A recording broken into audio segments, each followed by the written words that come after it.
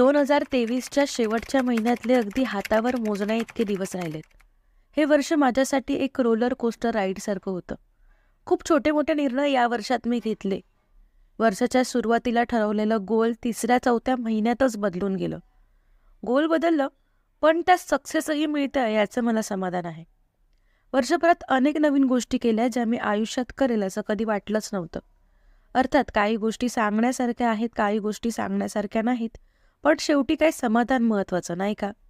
हां, मात्र वर्षभरात काही आधीपासून ठरवलेले प्लॅन सक्सेसफुलही झाले नाहीयेत बरं का. पण हे दरवर्षीचंच ठरलेलं आहे.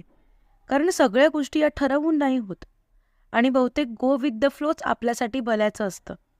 आता राहिला विषय पुढच्या वर्षीचा. पुढच्या वर्षी काय करायचं याचे डोक्यात तर प्लॅन चालू झालेत. आता त्यातल्या किती गोष्टी मी पूर्ण करेन हे तुम्हाला पुढच्या ब्लॉग्समध्ये कळेलच. येणाऱ्या वर्षभराचं प्लॅनिंग